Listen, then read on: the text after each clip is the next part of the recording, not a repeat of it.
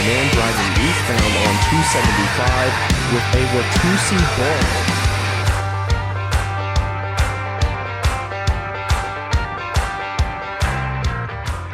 Anyway. I got a YouTube ad for like, what kind of secret gut type are you? Are you wolf type? That's why you're fat.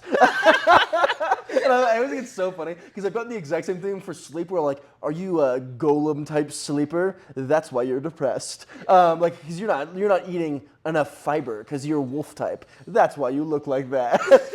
It is crazy how many millions of dollars there are just to tell people like, no, you've got a secret cool thing. You're the divergent type of obese. Kirsty has been cracking up. She keeps getting this lady in her feed that are like, are you a lesbian? Oh my God, I love this lady. So there's this lady's so awesome. I hope she comes into your feeds as well. Just this butch lesbian lady, super lean, and she goes, are you a lesbian with anxiety who wants abs and you've tried every program and none of them work because nobody knows how to program for lesbians with anxiety who want abs? It's like, so if you want abs, follow my page and buy my program. I love having that specific Hey, large lads.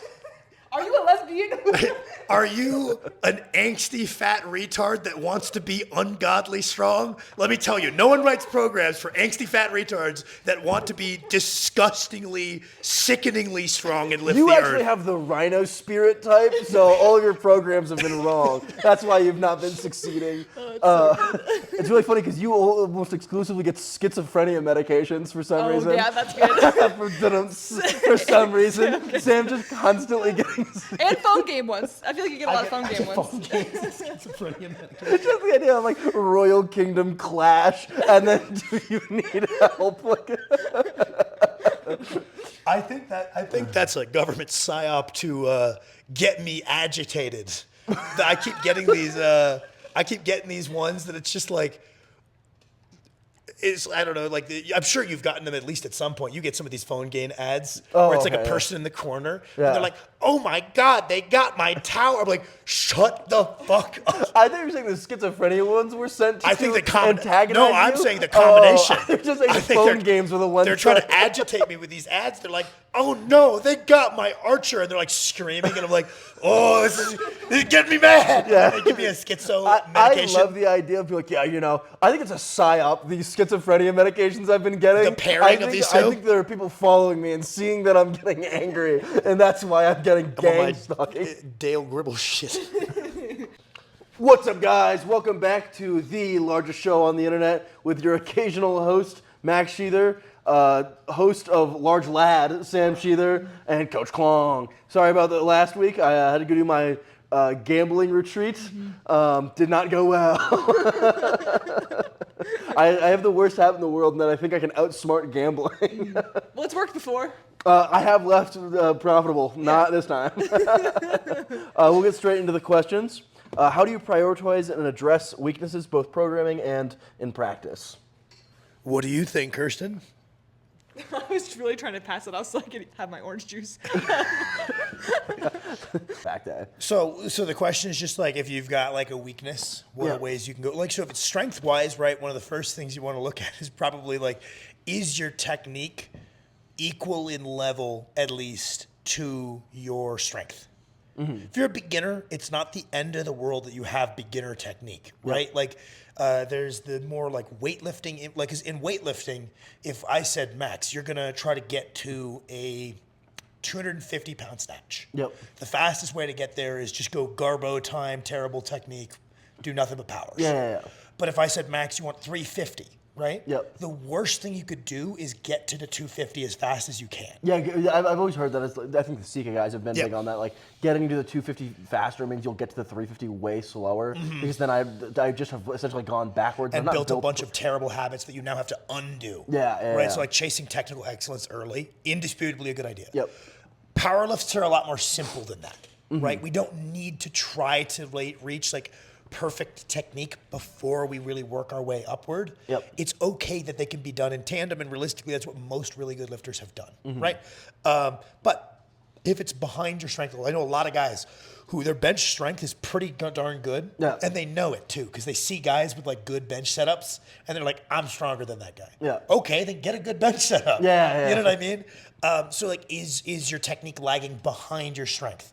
Or are you the technical guy and you need to just build the muscle? Like, if you're like, no, my bench is very efficient. I actually think I'm like, if you're a guy and you're like, Technically I think I'm the weakest 275 bencher I know. Yeah. I'm just good at benching. Yep. Then it's like, okay, sick. Pecs, shoulders, triceps. Just try to drive up your like 10 RMs on a bunch of different like exercises for those things, right? So it's like, first thing you could look at is like, is this more of a technical or a muscular or both, right? And we can overcome the plateau that way. Frequency is always one that people mention, whether it's like a lagging muscle from a bodybuilding perspective or whether it's a lagging lift. If we can push our frequency a little higher, that promotes more motor learning, and it also like gives us more growth windows from a muscular perspective. You probably only grow for like 48 hours-ish following the workout. So we don't want to wait a whole week again. But also, yeah, so like, and like from a hypertrophy perspective, fixing your technique. Because it's like, if you were like, Sam, I would just pick a muscle, I don't know. Tricep.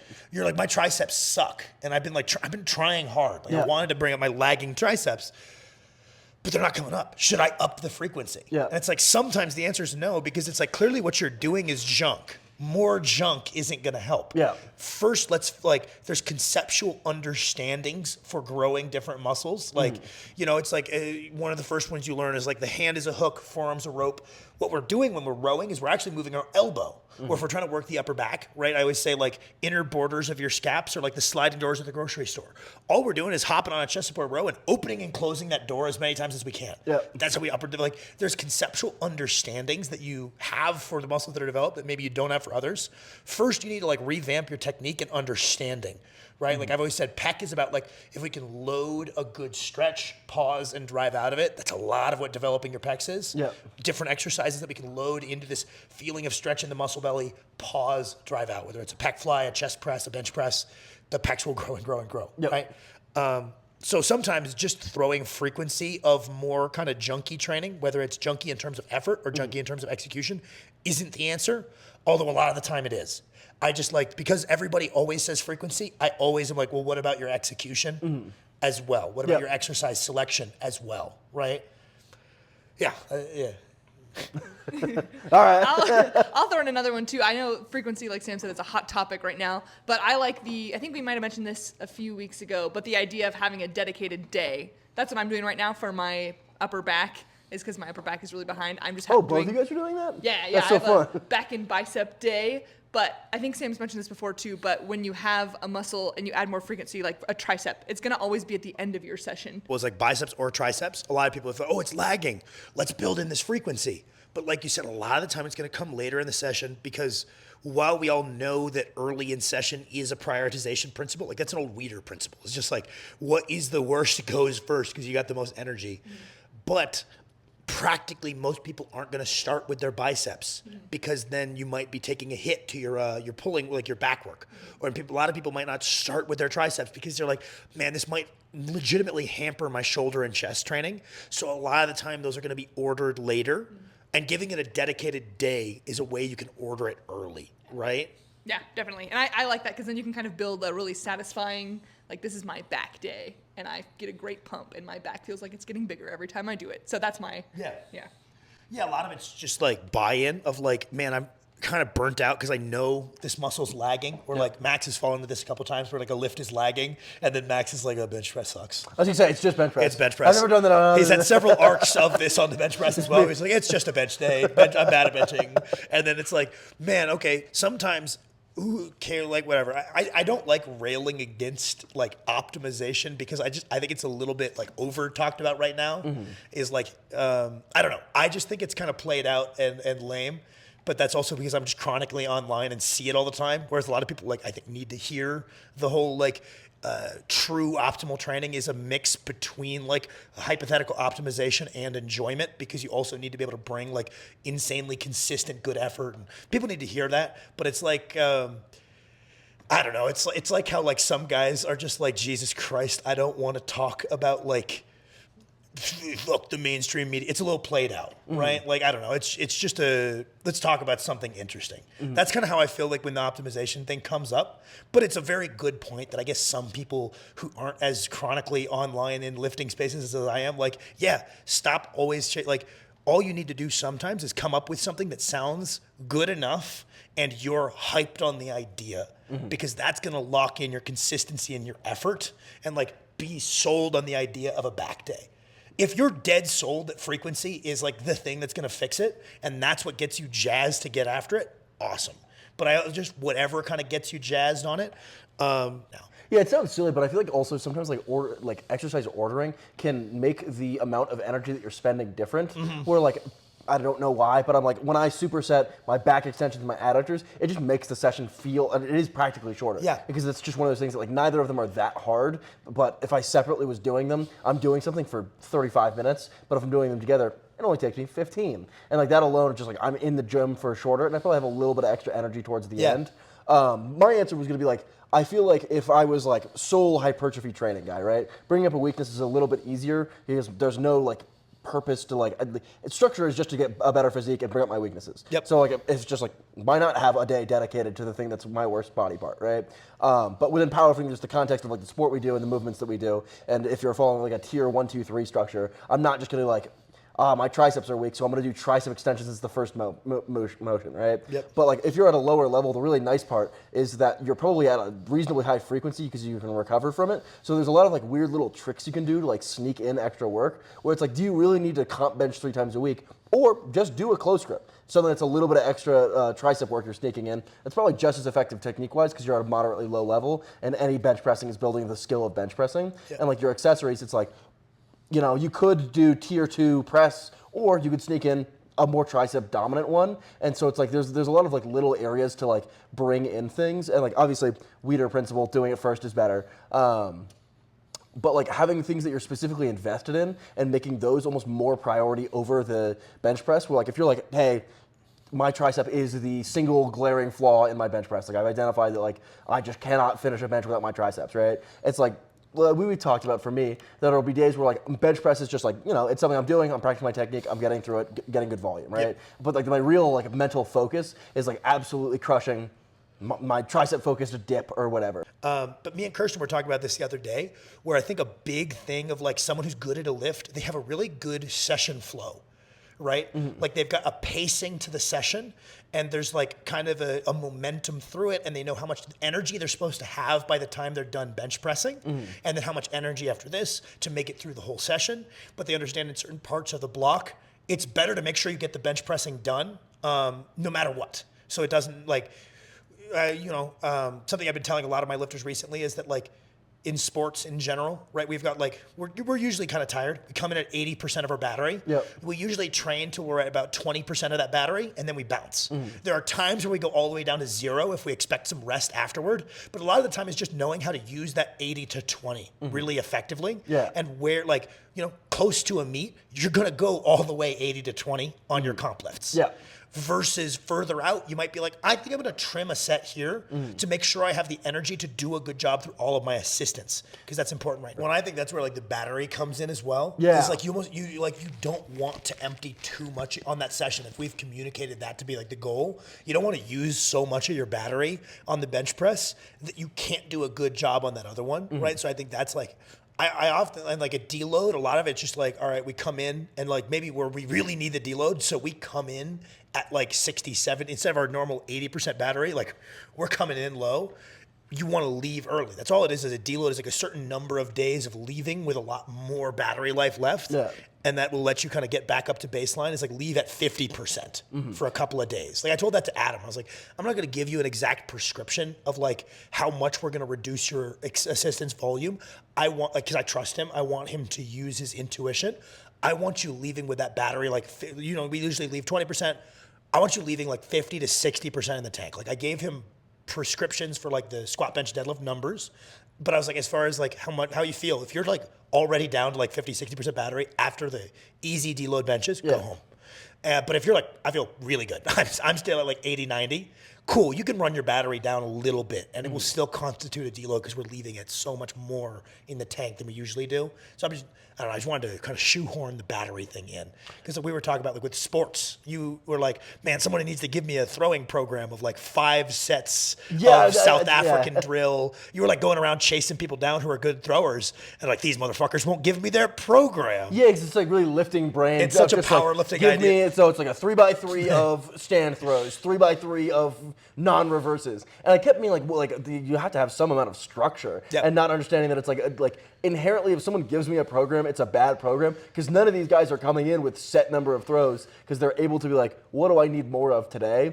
And like, I think in lifting, obviously, having a structure is really good. Like I think most people out there should not just be like, I feel like I need more of this thing today, right? Like some people have succeeded doing that, but it's a lot less often than you need a program. But like I feel like you can take that more like to a holistic view of where you're currently at when writing a block, where you were saying like technique versus like muscular weaknesses, right? I feel like that should kind of dictate your energy expenditure. Where like if I'm like, hey, my technique is dog shit right now compared to like I feel like I'm a lot stronger, right? More of my energy should be spent on the bench press because it should be fixing my technique. Whereas if I'm like, hey, my triceps are chronically weak, I would save more than half my energy for my accessories because if I'm like, hey, my bench press doesn't actually adequately train the muscle that I'm failing on, I would do a decent amount of bench pressing, relevant skill, and strength is position specific, yada yada, all that stuff, and then like have most of my energy dedicated to just like destroying my triceps twice a week or whatever, because it's like that's like your energy expenditure should be in correlation to what you actually need work on. Because like we've had times where like basically all of my energy is spent on primary bench pressing because my technique sucks.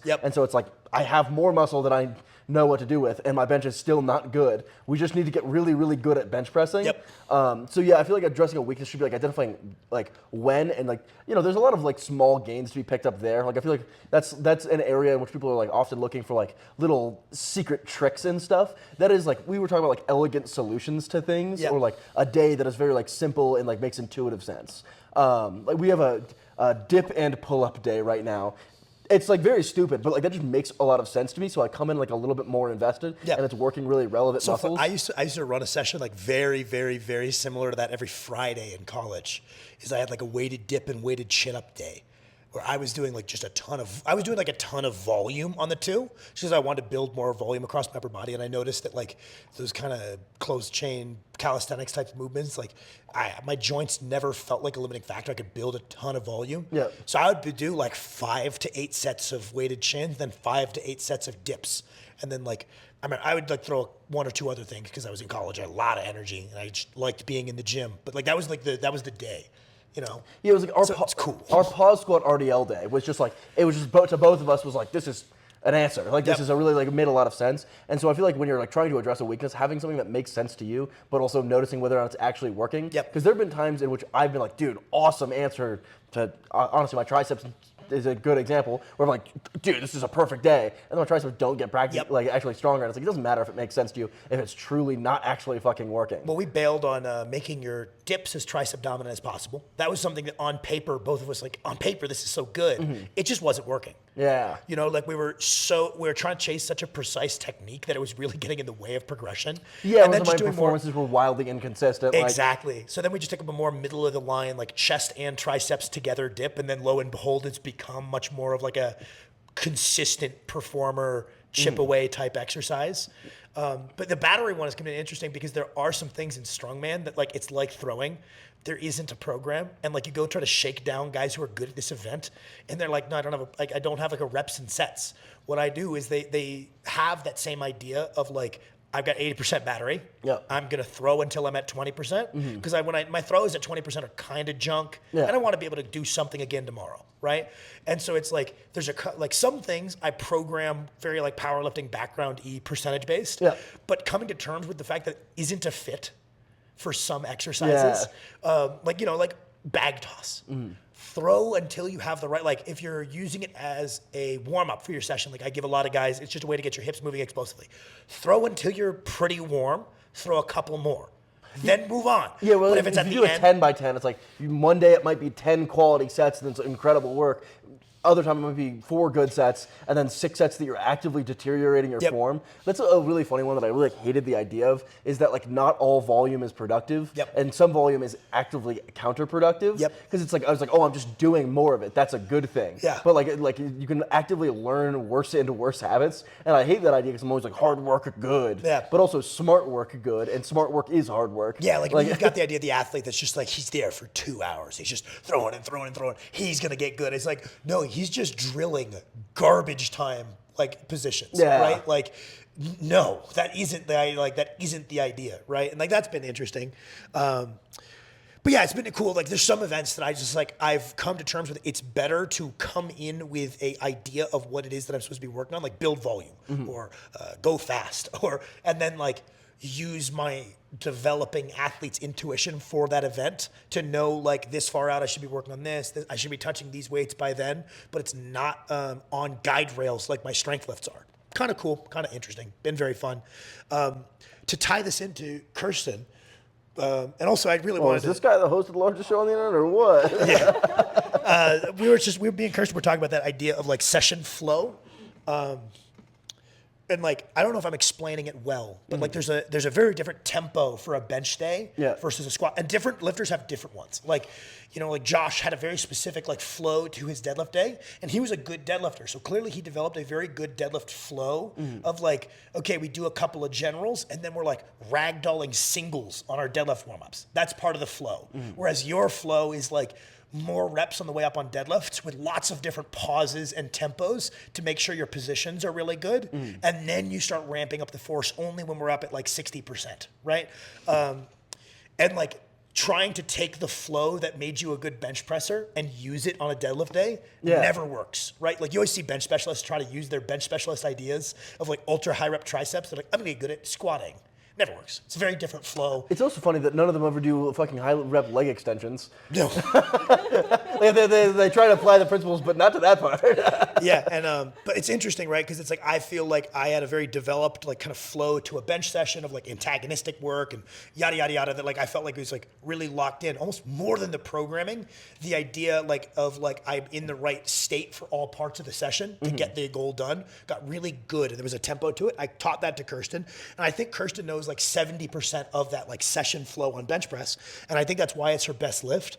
Whereas I don't think Kirsten has developed any real, I don't have a great one. You've got a good one. Session flow to like what a squat day is. Big part of your session flow for squat day is like you're mobilizing a lot.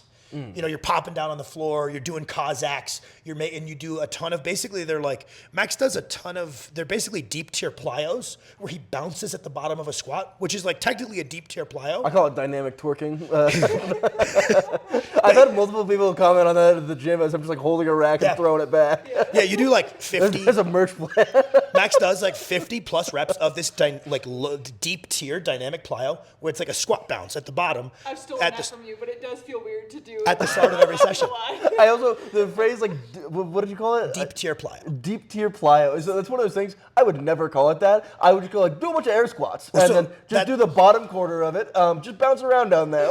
That's funny because that's what I was saying for a long time too. And then I was just like watching some content about plyos and they were showing like an example of like a deep squat position plyo. And I was like, oh, that's interesting. That's just what Max does. Yeah, I figured it out on my own. It probably is like a low-grade background stimulus that like helps you have such good elasticity out of the bottom of your squat. Like it's part of why that probably contributes to why you have such a good rebound. It's also funny because I really don't like your third world squat at all. Mine? Yeah. Because I'm too upright? No, because I think sitting down there feels like shit. Interesting. Yeah. Interesting. But like part of Max's squat flow is like very mobility heavy. Like, it's just like, if I'm not mobile enough, this is going to go bad. So, like, going back and forth between warm-up stuff, stretch, warm-up stuff, stretch is like a part of his session flow. And so I think a big part of Kirsten, like, developing more skill sets is, like, alternate session flows for, like, a deadlift day. And that's been a thing with Strongman, with all the new events, is, like, what's the session flow for overhead with leg drive is a completely different session flow. Like, you know, Alec and Lucas always say it's more like a weightlifter. It's not like bench pressing. Trust me, I know a bench press flow that's very good for me. Oh my God, it's not the same thing at all. You know, and I've got a good session flow for deadlifts. I'm working on the squat. Now that we're on the big Saturday split, they're kind of the same session flow, which has been nice. That's part of why my squat's been going good. But we were talking about this in the car. Did you have any thoughts on that, like developing session flow for like other sessions or like building out your bench flow? I don't know. It was interesting because I was also talking about like watching clients that I watch who are like happen to be at the gym lifting in person when I'm there working, and I like to like kind of glance over and see what they're doing. And I have several that have like a really good session flow, and it's not the same as like what we have or what Max has, even though she's running the same program. But you can tell like there's intention in what is someone with good session flow. When you watch them, they have good intention. They never look confused. They don't just come in and start squatting, right? They have things that they're doing to warm up that like their coach didn't give them, right? They've like discovered over time, okay, when I do this, it goes better. And then they add that in, and it's like almost mind muscle. You see that Ben Askren interview I sent you? Yeah. Same thing we were talking about, same thing Josh Bryant posted about, of like you got to be a good preparer, but also have like the cowboy mindset of like I could do this anytime, anywhere. Yeah. I think that matters more for strength sports. I think that matters more for training than competing.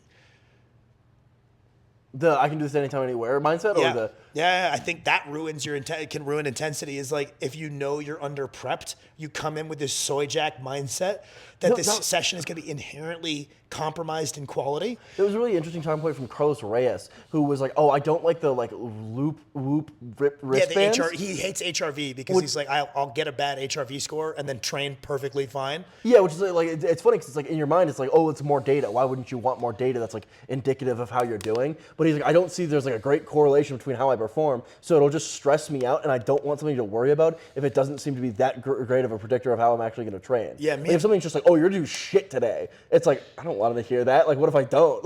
Me and Henry talked about that with sleep. He's like, I don't like tracking sleep because all it does is stress me out if the number's too low. Oh, like, I know sleep would hype me up. I would have a 100 sleep score every day. That's interesting that I feel like a lot of people look for that. Like a lot of people want things, especially on the women's side of lifting, where they like want like this is what you should be doing for each part of your cycle, and they want like predictive things of like you're gonna feel bad this week, so you're gonna train this way. And I never understood that because I feel like there's gonna be times where you feel bad, but you want to train anyway. Like why would you have something being like predictively telling you it's going to be worse? I think hypothetically there is a type of person that the anxiety of having something randomly go bad is way worse than having something tell you this might go bad today. Like we know people that if like something goes randomly bad, they fall apart mentally immediately. Like I'll have people message me like fucking world is ending, I didn't get my 4 sets of bench. Whereas if they had something constantly being like this might go bad today, then they're like suddenly they're like, oh, it was because of my horoscope. Right, or like, it goes good, then you're like, oh, it went good anyway. Oh, That's that's great. all. That's yeah, all. it's Yeah, good. yeah. It's But like going to only be positive. having a backup reason, like always, like it's always like people who have like weird copes, but like don't actually believe them. Yeah. Because like I'm really good at just being like, oh, I have a cope, and I fully believe it. Yep. Like this is the exact reason my session went bad. Is that always true? Probably not. But also, as long as I have, like me and Sam will sit down and be like, what are the reasons the session went bad? Here are 2 reasons. Cool, let's move on. And also, like, I don't know, I think it was Bromley was mentioning, like, there's a lot of people that are looking for someone to tell them to train less hard. Yeah, that's fair. Where it's like, you're in your luteal phase, don't even try. And it's like, people are like, thank you for telling me the truth. Yeah. All these roided women were telling me that you should try to train hard. You know, right? It's like, there's a lot of people that are looking for that. And then also, like, a lot of big channels are eventually, there's a conflict of interest, right? Where it's like, they're going to start saying what people want to hear to continue being big channels rather than objectively like trying to assess what the average person would benefit from the most. So like telling people to train with more reps in reserve always. And it's like, I don't see an epidemic of people training too hard. I see an epidemic of people training with too many reps in the tank. So if objectively we're trying to bolster the average result the most, we probably err on the side of telling people to take the sets a little further, right? But I don't know. There are a lot of people that want to hear like, you can't do more than 1 set, deload every other week. I don't know. It's okay, right? Because I don't think the people that are fishing for those things, I don't think that they're going to succeed. I hope they're healthy and they live a long life. I don't think they're going to succeed tremendously either way. So They're not robbing them of their potential. Exactly. It's not like if It's the exact kind of person that if that exactly they would have found someone else that would have given them the easy advice. Is the next question the weights question? We'll do that one next. Types of weights anabolic ranking. So, you know, people are always talking about rubber weights. 100-pound plate. That is like so S tier? low. What? 100-pound plate, so low. Oh, okay. C tier. Oh, that made me sad. I'm so sorry. Wait, really? I like them. Really? Yeah. If you're doing your first 445 overhead press, you do 2 hundos. That'd be kind of bad. That'd be actually yes. That's if I'm doing a 445 strict press. Yeah. And I put it on, people are like that's 2 plates, and then you're like, Okay, oh my other god, those are than- fucking hundreds. Okay. Oh wait, you're other an than for idiot. bait reasons, You're an idiot. no. Okay, someone hits their first 245 bench with 2 hundos. That's so lame. Yeah, like a single hundo Yeah. makes it less cool. Even like a the six- more hundos A there are. 645 deadlift on 3 hundos look like shit. 845 though on 4 hundos is kind of fucking sick. That's 645 looks like shit though. Yeah, 645 does look like shit. And it's like, all right, okay, point. But what if there's 4 of them? I mean, We've got 4 at Prime now. I want to do this at some point. the 445 overhead press. Just or the next time I have 845. Oh, we have 4 of them. Yeah, the strongman guys brought in 2 over in the corner. We got the 2 pairs on the leg press, and then we got the 2 pairs over in the corner by the yoke. That is pretty fun. I feel like it's a really good TikTok bait. It's like, oh, you can only do the 4 He plates. can- Blah, blah, blah. You've got too good of a mind for these. Max is always like, I could get big on TikTok in like 2 seconds. Yeah. I think that's embarrassing that you understand it that well. I hate the hex plates. Yeah. Oh yeah. Those are like F tier for me. No, we've talked about it several times. Like we're so far removed from the really entry level. Like, doesn't anyone else Smith Machine's gay? That's another one. It's like pussy ass people using bumpers to make it look like they're strong. Like there's people that still get mad if they see like a 3-plate deadlift on like thick bumps. Yeah. They're like, you're trying to look strong. It's like, no. It's My gym might just only let me deadlift on these. Like- there's just a person at a CrossFit box. They don't. I guarantee that's what they have. All right, let me know if you guys disagree with my opinions because Let's they're go. the right ones. Yep. I'm sure you had some ideas when you wrote this. Yeah, bumpers, right? They would be high tier. The only issue is to be able to do enough weight that's actually cool, you can't fit enough plates on with bumpers. Well, like if I'm doing a lift that's You can sub, fit your max bench. huh? You can fit your max bench. It depends on how wide the bumpers is. Most of them you can 5. Yeah.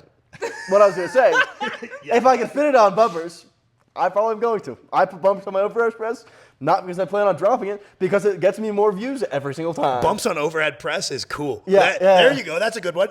When I have the option, I do overhead on bumps. Because I'm like squatting on bumps, it's like, oh, you can't fit enough plates on there that you will use bumps, which is like that detracts from the cool points. It looks Overhead kinda pressing cool. on bumps is cool because the strongest person in the world could still overhead press on bumps. Yep. It's cool because I don't know. I think the squat on bumps looks kind of cool. Like bar is filled no matter what. It just bends more the heavier it is. But you have to like start like fitting in thinner plates in between the bumps.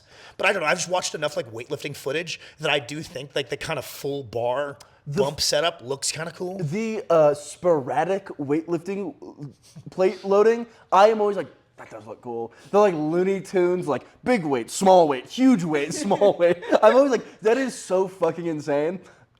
Pretty fun looking though. Yeah. I like that they're always like, I'm just gonna get it to the end of the bar no matter what. Yeah. Like, if I'm gonna put 10 5s in there to lengthen the bar a little bit more, I'll do it. Yeah. So that one is really a mismatch of horrible loading plates. A tier, pretty cool. Bumps, I gotta put A tier just because the overhead press is saving them. Yep. Because I'm like, yeah, deadlifting on bumps, kind of lame. Overhead pressing on them, the coolest option potentially. I think the real secret answer is whatever plate you can max out the bar with is the coolest plate. Where if you can only pull 4 plates, don't put on kilos because it looks like shit. Pull it on bumps. You know, they're like the thinner Olympic style bumpers. Yep. Those are maybe some of the coolest plates. Yeah. Because it's like 7 plates on those just looks so absolutely ridiculous. Yeah. And also there's so many gyms that those are the only options. Thin middle plates look pretty lame. The only Unless you're deadlifting 945, like. here's an exception. Okay. Most of the time, people don't do it because at some point it gets harder, right? Which it's the harder option.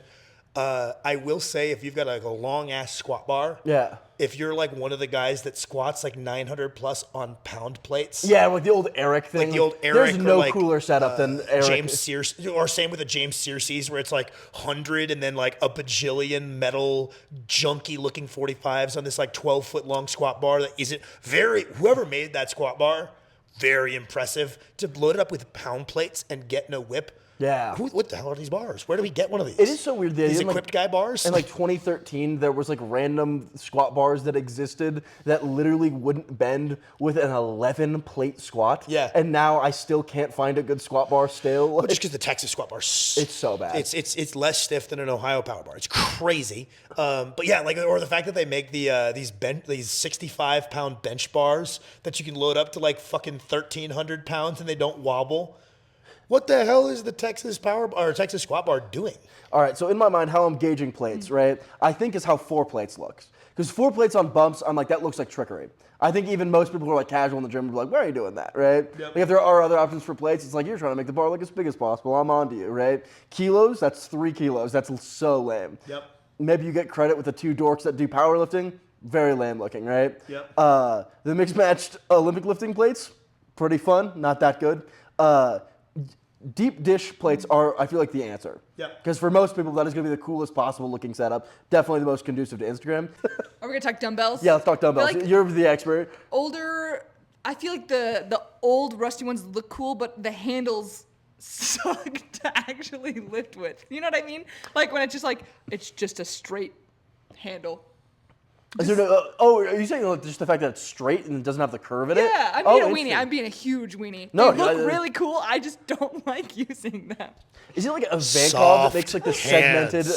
Soft hands. The old Ivanko I need a little curve to hold on to it. I want to look nice and early You got a in little, different you got a little spots. padding on there too. I do. The old Ivanko dumbbells are fucking sick, and they're Those are like the plate ones, right? Yeah. I feel like Ronnie and Eddie having 2 of the most iconic training clips ever on them, and them looking just like Looney Tunes style, just like there's 70 plates Well, and those on each ones side. that you can build out are the only ones that like you'll find somewhat commonly that you can get really, really heavy. Where you can find a 180 pair of dumbbells. 'Cause Exactly. they're like, And that's my bias is like, I think that the really heavy dumbbells are cool. As much as that's kind of become like a weird thing of just like non-competitive bench specialists, like they're like, who has the most reps at 200 dumbbells on incline in elbow wraps. And like, that's like a weirdly contested, non-contested event is these guys going for like max rep, like 200 to 220 dumbbells on flat and incline. Like this guy got the most reps of the, who cares? Half of them are like reversing them really high. Like they're squaring up the dumbbells to hit their chest.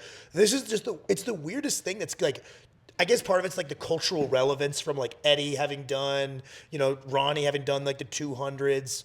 And I guess I'm like slightly less impressed. Like I did like some 170s when I was in college for like some good reps and like felt good. And I didn't feel like it was like necessary for productive training at the time. I don't know. It should become like this weird thing. But I think the Ivankos are sick because they're the big old dumbbells. I'll throw out a name real quick. You know what's really fucking lame? Jim Reaper calling himself the strongest wrapped bencher in the world. What a fucking loser. Saying that like lame. it's like it's wrapped squat, like it's actually a division. And also Even if it was a division, you're still losing. Yeah. Like the idea of I'm the best wrap squat You're in the world, and there's a bare knee guy out squatting you by You're right. 100 pounds. Yeah, if there was a guy who's like, yeah, but I'm the best wrapped squatter, and like he's just getting out squatted by a guy bare knee. No, you're not. Yeah, if if Vlad was like, I'm the best rap squatter in the world, and fucking Ray squatted 1,300 bare knee. Well, you know what that reminds me of? That is also, it's not a competed lift. Like, you just made up your own category. I'll be a that's hater. Easier that you're doing worse at, and you're like, I'm the best in the world. Yeah, of like TikTok kids, right? Like, Yeah, I'm beating a lot of these dumb teenagers on STARMs. he's so strong to be doing like dumb, like I'm the best. Just lock in and do the competitive bench, or just say I'm I'm like the new age circus strongman. I do feats of strength to entertain people. That's fine too. I think that's perfectly respectable. Don't be like, I'm the best. You're not. Julius outbenches you with nothing. You're not the best in the world at anything. Like, I'm the best rap bencher isn't a thing. I'm confused, right? It's like that one guy. Do you remember there was that guy who was like, I have the equipped 198 deadlift record? And it was like lower. It was like 880. Yeah. It's like John has done 940 or something, like 930 or 940. Yeah. If a guy in a division with less equipment than you has done more, it should automatically count. Right? Remember when Jesse Norris out-totaled the wrapped total in sleeves? I think it was listed in open powerlifting as the wrapped total record. That should apply. Actually, it does apply. In open powerlifting, raw totals show in raw with wraps. Yeah, so whenever they had the wrapped bench category. Yeah. I think that would be the thing to make me quit powerlifting. The second they add raw with wraps bench press. Yeah, there you go. That is my like when they start adding goblin gear equipped. You know, are cool because they look not as heavy. Everybody who gets custom dumbbells made, like Thor and like a lot of the really strong guys get those like ultra high density dumbbells that are like as big as our gym's 80s, but they're 80 kilos. Where they're like very deliberately not trying to look impressive. It's actually for productive training. Yeah. That's always a sick flex is like, no, I need like an actual dumbbell for this because this is a real working weight, not like a flex. There's nothing wrong with like, I don't know. We come off as like a little bit like too strength puristy. If someone just acknowledges like, hey, I'm doing this, like I entertain people with feats of strength. That phrasing sounds sick. That's badass, right? But like then being like, I'm the best in the world, or like comparing your lifts to things that were done in comp and shit like that bothers me. And still losing. And still losing by Aren't you actually pretty close? losing by 100 pounds. Has he done 700? Yeah. Okay, by losing by 90 pounds. Yeah. Yeah, I don't know. I don't like that. I just like when people like, if you call it what it is. Yeah, I think it would be an interesting thing. Having you not even try and write good programs, because I think you've always been like hesitant on the idea of like releasing a sheather training method. Yep. Because hypothetically it would constantly be changing. Yep. And that's probably not a great thing for a program. And like it feels weird to put your name on like this is my singular method, right? Yeah. But writing like almost thought experiment programs I've thought of about like it, like a only squat rack program. Yep. Of like you only have a bar and a squat rack, try and write a full good program. Or like that kind of thing. I think it'd be interesting and also more specific for people who have like are true like home gym enthusiasts or like true 2x powerlifting frequency program or something like that. Yep. Like weird odd programs. Like And that sounds more appealing to me. Once Kirsten is helping more and more with the business, and I'll have a little bit more time, that is something we're going to do, is like more programs, like kind of what John Meadows did, where it's not like, you know, there's Mountain Dog Training, which is more of a template, but he would drop programs like this is the Beyonder, this, and like they would all be named after comic books, which is cool, right? It'd just be like, this is a chest emphasis program. This is something that'll like put some size in your delts, right? Same thing is like, this is a program that you can run that'll be good for your deadlift. I want to drop a bunch of those eventually. yeah. That's something that's fun about in-person training is that's kind of what I do. Oh, so at you're work. always just like, oh, I have a person who's in here for 2 times and really likes overhead pressing. Right. Or like, like I literally have had in the past somebody who was like in literally once a week and liked powerlifting. And then it was like, how the fuck? And I like, you just got to sit down and you got to like, you just plan it out. You just got to see what works. If it stops working. Are you doing, did you do SPDs every day? Every session? Yeah, we did. What I did was we had a week that was more squat focused and then a week that was more deadlift focused, but we did all 3. Does that make sense? That makes yeah, total. for fatigue 'Cause reasons. Yeah, because I was like, is it like SBDB or something like that? Yeah. I was like, you've got to touch them all 3 if you only Yeah. have like you're not, like especially a beginner, you're not going to learn if you're doing a once every 2 weeks squat frequency. Yeah. I feel like I'd also be like, dude, you got to do squats at home. Like Right. you got to just like just run through the motion body weight. Well, that like, person, I did convince that person to start just coming in more times a week. Okay. But like at first, it is fun to be just like someone comes in there like, I want this, I have this at home. I realistically will do this many days. And you just kind of like, it's almost like a fun thought experiment. And I always sell them as like my template pricing. And I'm like, it's a template. But then I go home and I like fully write them one from scratch just because I'm like, I'm not going to give you something shitty if it's from me. Well, yeah, if it's a person who's like, I want to do 1x training, it's like I'm this not gonna template is charge you completely a full useless. program cost, right? How to / when to set a long-term goal and things to avoid. Because we've talked about, I got my specific notes real fast. Yep. Don't set a timeline, specific date, or like I want to. Sometimes people respond well to that though. But like I feel like people respond well to that, not within like actual long term. Yeah, that's fair. Like a long-term timeline. Setting goal. a 1-year goal has never done anything good for me. Like it's like you never know how your training's gonna go. Don't be like, I want to be here next year. That's fucking stupid. Yeah. That has always been unproductive for me. I like having like, oh, it's gonna be so sick when I get to X lift, right? You still need to have short-term goals because it's the only thing you pay attention to. You're just gonna end up taking Hail Mary stabs at it and waste a bunch of time. Yeah. But be like, I want to build like progressive PRs to get to like 9 plates or whatever, or 3 plates. Have you noticed that some people aren't even jazzed on their long-term goals? Yeah. Why? Like that confused me. Why are you doing this? Like people are like, like my goal is like one day I'm gonna bench press 350 pounds. Like, Yeah. and like I'm gonna get there, and you're like, oh, that's gonna be sick. And I'm like, yeah, it'll be all right. And it's like they're like way off of it. And it's like that's weird to me because most of the people that get better, like they're like that would make me really happy if I could do that, right? Like they're like, I hope so. Like I don't know, it's weird. Like maybe it's that they don't want to like put the cart before the horse and like sell it, like have any feelings about it until it happens. But like a lot of them, I see they hit this lift that they've been like chasing for a while, and they're like, all right, that's good. I'm glad I didn't miss. I think it's just a person who doesn't like powerlifting that much. Like, That's what I think, but I'm sure there's some exceptions where people think about it differently, but they like the activity. But like some people just aren't jazzed on those long. Like I think I'm gonna make a video about this maybe tonight, but like I was just gonna talk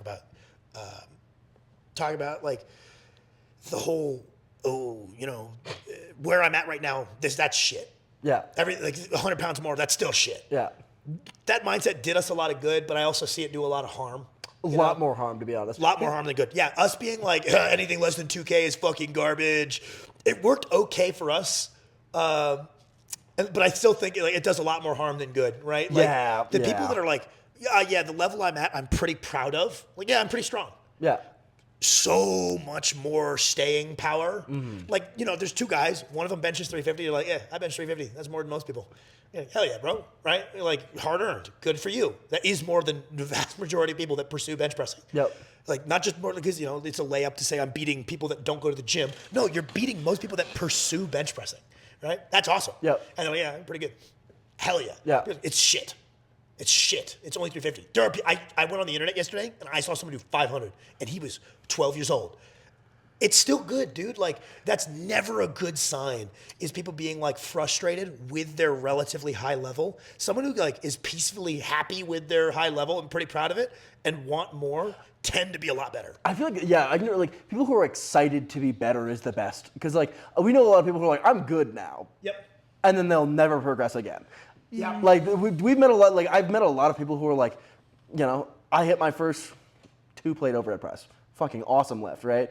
And then they're like, I'm not going to do 3 plates ever. So I'm just good here.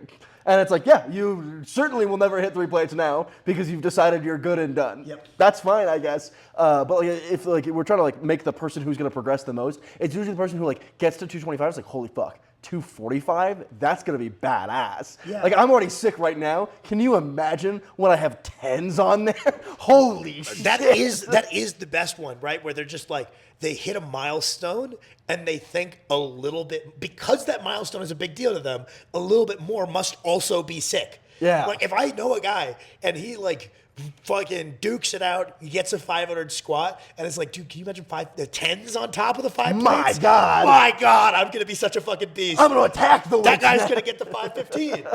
The person who's like, oh damn, like the next thing that means anything is 600. That's so far away. What the fuck do you mean? What about all of the increments in between? That is, that's a really good one. Guys who declare road to and then an absurd number that they're so far from, worst track record I've ever seen.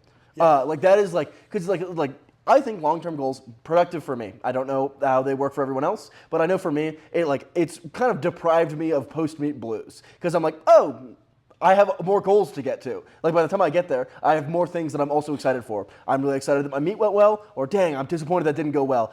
I can put in training to get to the next one. That in my mind is like the grander purpose of like long-ish term goals. Like I have the image of like what I want to be eventually, and I have what I want to do in a couple months, right? Like even beyond my block or whatever.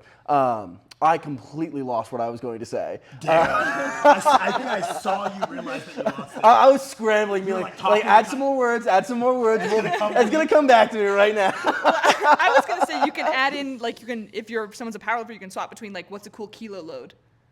Yeah. Right? Like what does this mean when you do it in comp? Well, it's like, I feel like at 365, there's nothing in between. There's 3 reds, 375. That's Right. the next PR. Let's go. That's like. And then 3 red 385, like we started the gym, like a lot of people started with a gym we didn't have 35s, so Yeah. they don't view those as like increments. But like that did us a tremendous amount of good, right? Like Seeing after you 385 is a huge bench milestone. Stopped me from getting. I definitely would have tried to go from 365 to 405. Yep, like a and I lot, would've- like a lot of guys do, right? I went from 365 to 385 and then hard stalled. So Yeah. I was 20 pounds stronger before I I hard will say stalled. that you're right that goal, like the goal selection, and then also like how people talk about it is just like so telling. Where it's just like, man, if you're not jazzed on your PR plus 10 or 15 or whatever, it's not a good sign. Oh, dude, the number of people who are like, oh, I finally hit my first 500 squat. I can't wait for 300 kilos. Like, I know it sounds crazy, but like, I had multiple people tell me that, and I'm like, you're cooked. You're done. Like, because if that's the only thing motivating you, I don't think that's gonna hold you out for the maybe 2 years it takes you to get there. Yeah. Like maybe 3 years, maybe 4, like depending on what body weight you're at or whatever. More. Yeah, like yeah. Do you guys remember the trend where people were posting like, this is my 2025 goals. This is the numbers I hit 2024. This is my 2025. I feel like that exposed what you're saying of like, don't put a date on your goal, because I saw maybe like 1 or 2 out of all of the posts that were reasonable, and every single other one I was like, you're smoking crack. But it was tough because it was like, people underestimate the amount of progress they should make a lot. But then when you say put a date on it, then they go way overboard. So like, it's people who accept like 5 pounds. In reality, if you watch them lift, and I've known people for like, if I've known this person for 5 years, they've accepted like, I do 1 meet a year and my total goes up 15 pounds a year. And then they write like, my total's gonna go up 100 pounds when they have to put a date on it. And I'm like, what happened? What's the like discrepancy of the same person doing that? Yeah. Me and Max wanted to collect screenshots of those. Me and Sam. This is a cruel idea. We were being a little toxic. We were sitting at the dinner table, being extremely toxic, and we were like, we should collect screenshots of everybody's shot calls for their 2025 total improvements. So I would say an even more toxic idea we had was a segment on Large Lads where people who said, "Oh, I could hit this under X circumstance," just having a bounty of like, "Hey, I'll give you $1,000. Go on Instagram Live, and if you can do it, I'll give you a G." Like someone just be like, "Oh yeah, like put me on pound plates, and I can pull 7 plates tomorrow." Or like I'll give you a week. Go on Instagram Live, try and pull 7 plates. If you do it, I'll give you $1,000. If you don't, give me $10 and see how much money we can rack up. I think we would net profit for sure. Some of these like RPE 7s be like, dude, do a little deload. It's worth it. I'll give you $1,000 if you do that for a set of 4. Yeah, Please. at RPE7, hey man, you're in shape right now, right? Take a week off. I'll give you $1,000. I'll give your coach $1,000 too. Yep. Like, Your coach, I know it'd be a little bit of an inconvenience for him to like write you a little taper real quick. Yep. I'll Venmo him another 500. Give her a go. Send me that set of 4, I dude. don't think bounties is such a mean idea, but I think it's so funny of just someone dropping like at RPE8. Brother, Let's say the triple, dude. awesome business opportunity. You have to do it on Instagram Live. We're highlighting athletes like you. Dude, this is so impressive to do this at 8. Do a triple and I'll give you $1,000. Jeez. All right, guys, that's where we're going to end it. Thank you so much for tuning in. I'll be back again next week because I am the host of the largest show on the internet.